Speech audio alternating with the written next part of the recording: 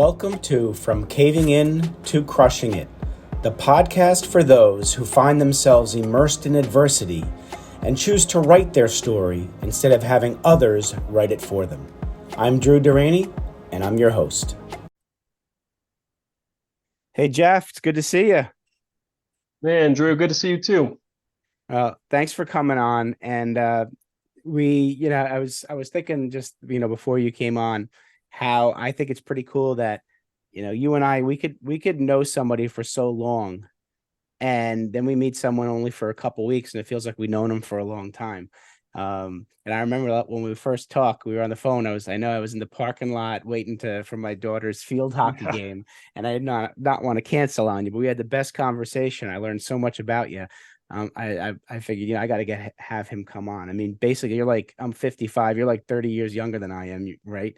And you're what you've done in your youth and what you're doing now freaking amazes the hell out of me, and I'm inspired by it. And so I wanted to be able to share that with the audience.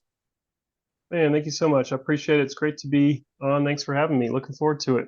Absolutely. So, in life, Jeff, and you know this, that when we're growing up, we're basically told if we do certain things in life, if we do A plus B plus C, D is going to happen. And like, we're thinking it's a linear path in life and we expect it. And then when something gets in the way and kind of derails our straight path, we're like, wait a second, this is not supposed to happen. And then we're thrown into decision mode. We have to make a decision. Do we give up or do we plow forward? And I pride myself on having people on, men and women who've decided not to retreat and not to give up and have decided to move forward and become stronger human beings because of their adversity, not despite it. And you're one of those people. In such a young age, you've done so much and gone through so much and are doing so much for yourself and for people. I really wanted to have you on and have you explain to us, what that defining moment was in life for you, whether it's a long time ago or recent, where it was either a tap on the shoulder or a 2x4 upside the head saying, hey, Jeff, there's a different way you can live. Why don't you consider that? We've all had defining moments. Love to learn about yours. Yeah, absolutely. I would say I had a few that really defined me and who I am. And the first one started when I was 6 months old. So I was diagnosed with really severe asthma, and to the point where I was hospitalized for weeks at a time. I had these oxygen machines with me at my house. My parents had to alternate sleeping in my room every night to make sure I was still breathing. There was tons of emergency drives to the hospital in the middle of the night. And that went on for years until I was about 10 years old, where it was kind of this constant threat of my life. The doctors talked to my parents about prepping them for me dying because of how severe the asthma was.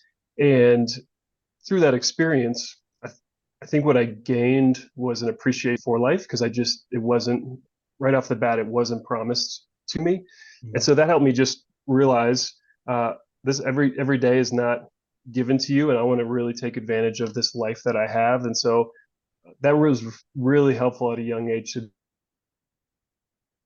appreciate that.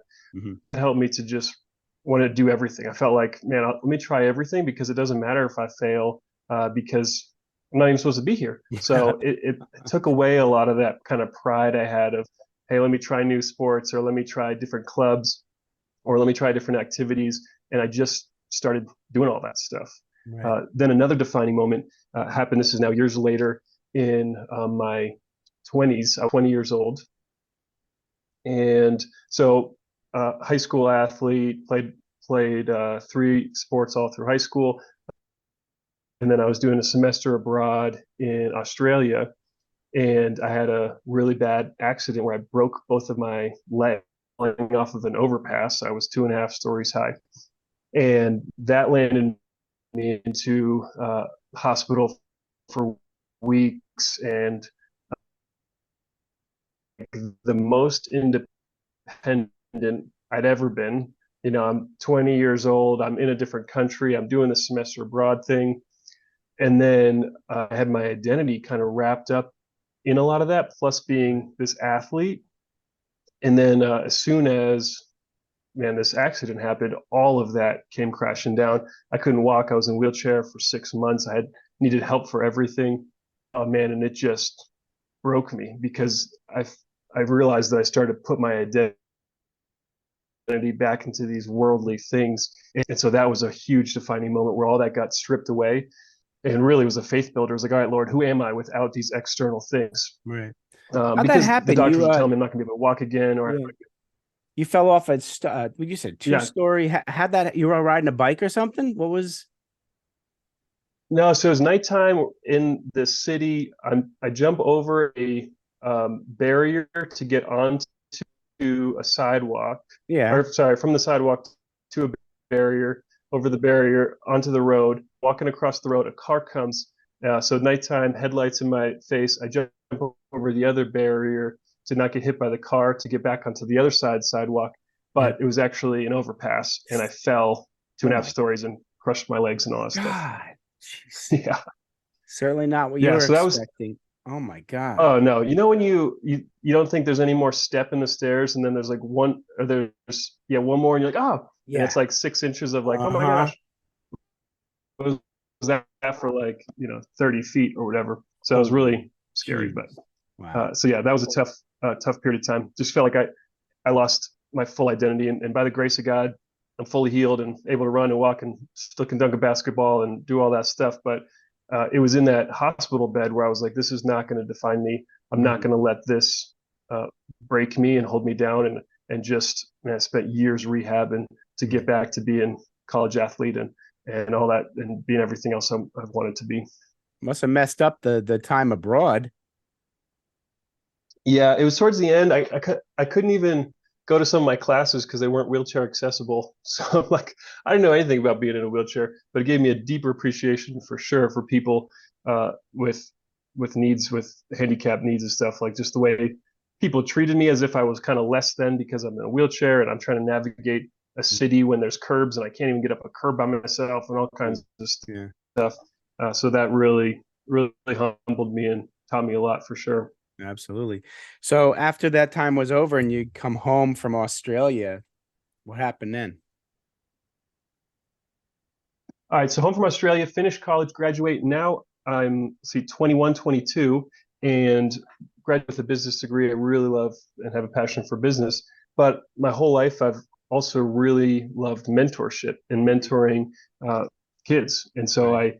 I raced sailboats all through middle school, high school, and that was my sport I did in college. And so during my summers, I would coach kids in sailing and teach kids how to sail. This deep desire to help these kids on and off the water, and so then I just started getting involved in more things that worked with youth, but I really didn't know what I was going to do with my life. Talking about uh, linear progression in your life, and so hey, go to business school and Right. then get a business job, and so that was like what was expected of me and what I was supposed to do. But I got a call from a friend about going to Africa, to East Africa and Rwanda, and Wow. helping start a nonprofit there. And so that was totally different from what I was planning on doing and what I was supposed to do Right. with my business degree. But I just, man, I prayed about it and ended up buying a one-way ticket to Rwanda in the summer of 2012. Ended up living there for a year, and that year totally changed my whole life. It was my first time ever being a minority, first time, not knowing the language, not knowing what the heck I was doing, having no safety nets, no security, um, and just taking a risk and going out there and helping build up this organization. And ended up, the person I went with left, and so then I was like there by myself, and that was another low point. I'm like, what the heck am I doing here? I don't know. I don't even know how to buy electricity. There's like different systems out there where you can't just, I didn't even know how to buy electricity in America at the time. I didn't even rent a house yet. Yeah. But then there you got to go to this little hut, and then you give them money, and then they give you a little piece of paper with a number on it. And then I got to go find this little electricity box in this place I was renting, and everything was hard. And And she so, it but I was her just got to idea. spend It time was with her these. idea for the nonprofit, right? And then it was just not Yeah, what she that's a expected. whole And different story. oh my goodness. So you're by yourself now Yeah, taking it was tough for like, her. She also had an wow. Yeah, yeah. She also had an injury that made it harder with her knee. That made it harder for her to be there and all that kind of stuff. But Yeah. so then I just started building relationships in these villages with these kids, and I would just spend time with them every day. And then I started teaching English with them, and then I was working in or connected to some other kids in this market, and they call them street kids, and they're homeless. They dropped out of school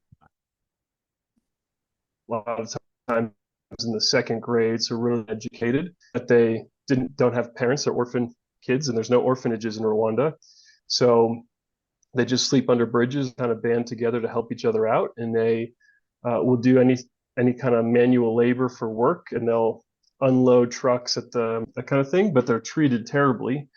And so I started teaching English with them and doing some life skills and some business classes and helping them start a couple different businesses that they were able to run. And so they had like a little shop, and then they had a pig farm. And so that was sweet. And then I was teaching English in a missionary school. And so it just became this awesome experience where my life and my community and my purpose and all that was all connected, and it totally changed the rest of my life. That's unbelievable. So how long did you stay there? Just for that 1 year? Yep, I was there for that 1 year full time, and then I go back every year to year and a half. Since then, I've got a lot of great connections from that time. I'm actually a kid that I met when he was 10 years old. His name's Patrick. Was able to help him get through his education. He came from a single household in Africa poverty, where it is they're not sure if they're getting meals today. They're Yeah. living off of $1.50 a day for a whole family, that Wow. kind of thing. But he's really smart, really hard work, so able to put him through these schools, and he just did so well. He taught himself English, talk on the phone when I left, and then now he graduated from secondary school, which is the equivalence of high school, and he just went to a college out here in Denver and trying to get him a visa Oh, to wow. actually be able to come out here, and he'll live in my house and come and fulfill his lifetime dream of getting a He's going to get a college degree in Colorado, and you're going to help him do that. That's amazing, Jeff.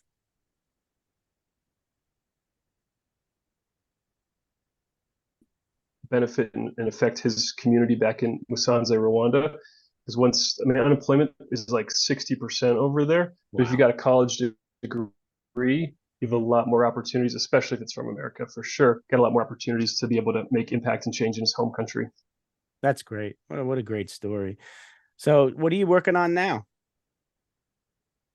So now, well, then after Rwanda moved to Denver full Hmm. time Yeah. in 2013, Yep. and been in moved into an inner city neighborhood, and been really intentionally pouring into my community here. So it's majority Black neighborhood. Okay. Maybe in a minority when I moved into this neighborhood, and just got really involved in different organizations in this area, coaching basketball Hmm. and different mentoring groups. And so that's been huge for my last 10 years of my life, is being able to work with kids, mostly our fatherless kids and gang affiliated kids, and to be in a mentorship type role with them. That's been a huge part of my life and huge blessing in my life.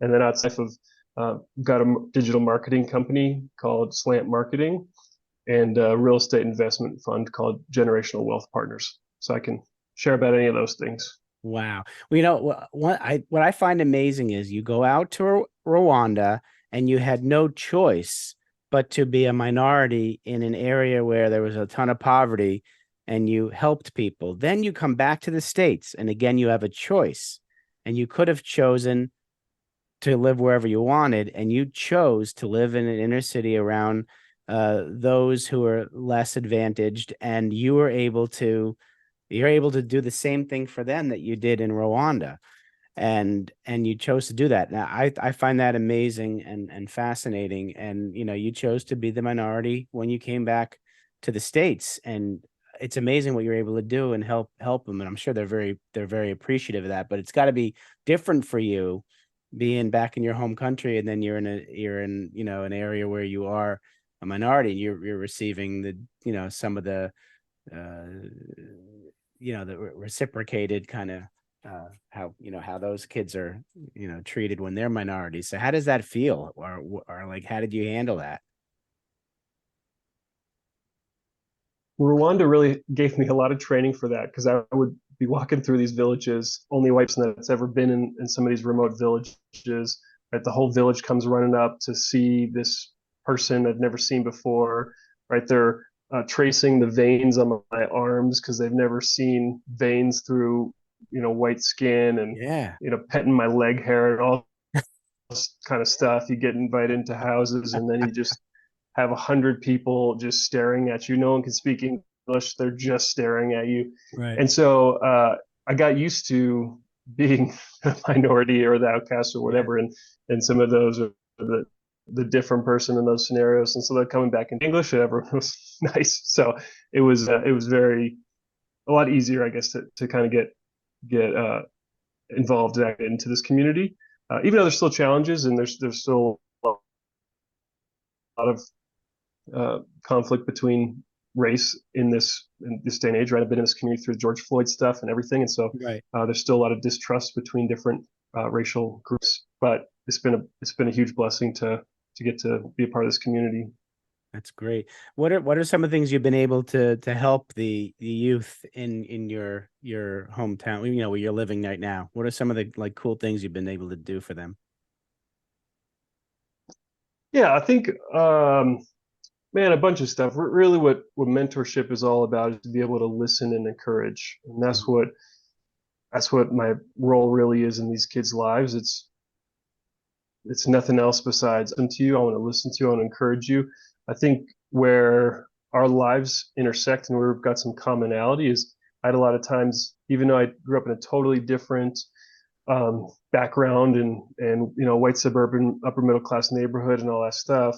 I had times where I challenged or I struggled with my self worth and whether I felt worthy.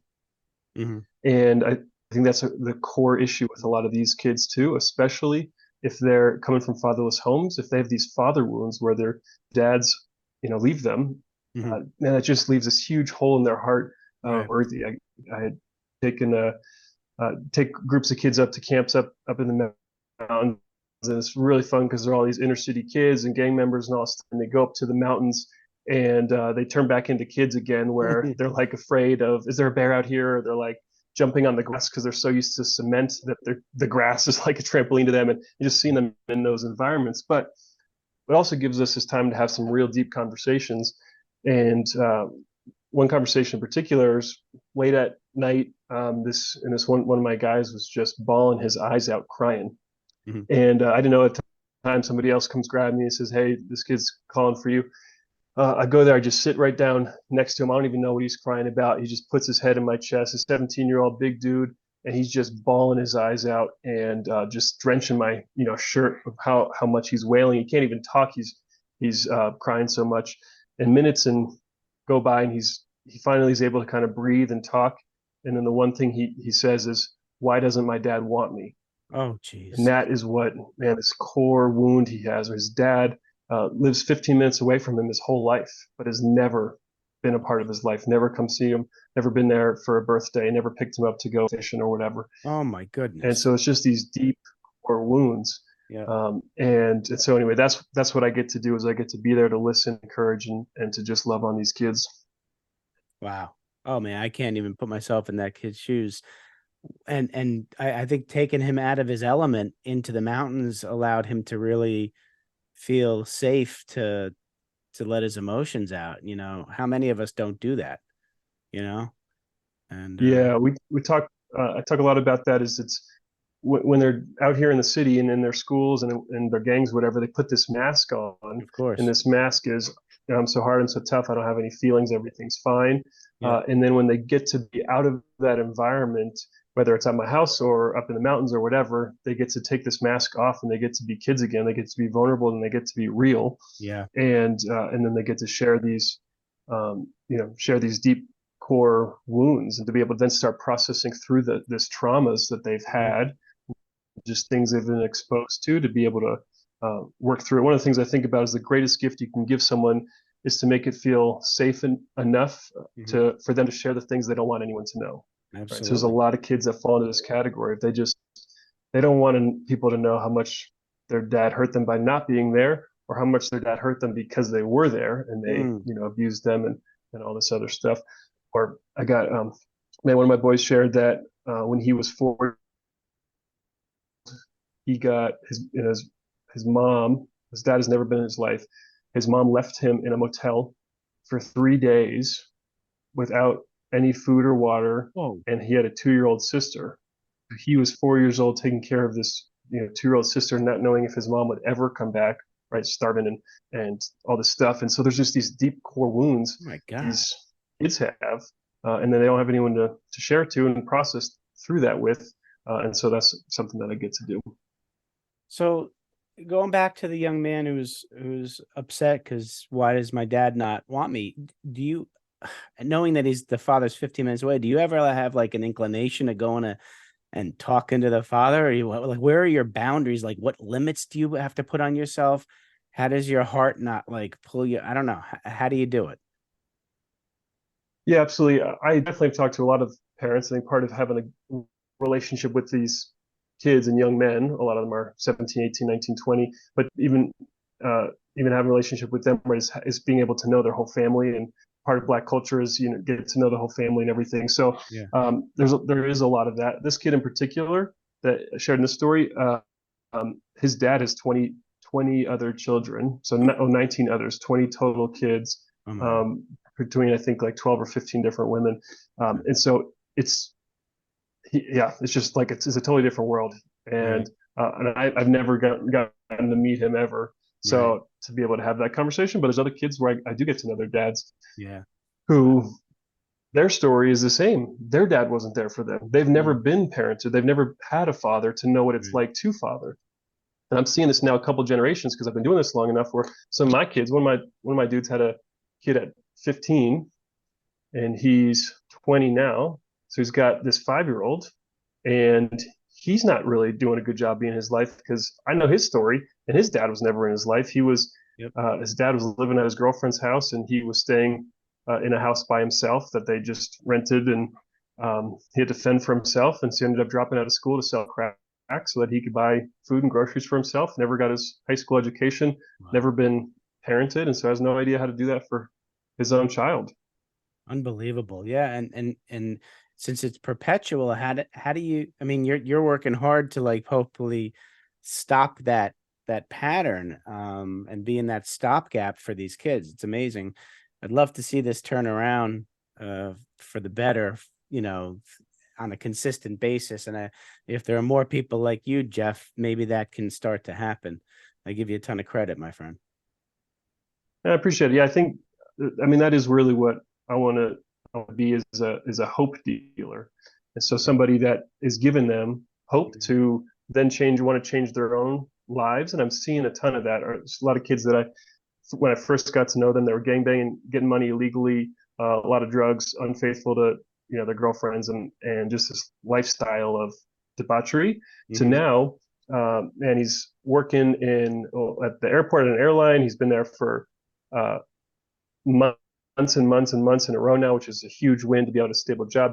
He's got housing, he's got savings, he's been with his girlfriend for 2 years now. He's got all this stuff, and so you're able to see this progress Absolutely. Yeah. through being able to support and listen and encourage and just keep them accountable. Everybody knows the right thing to do, they just don't Yeah. have the accountability to do it. Absolutely. Right. So you think about that with everyone knows how to lose weight, diet and Yep. exercise. Everybody freaking knows that. Yeah. Okay. Now you need accountability to actually Mhm. do it.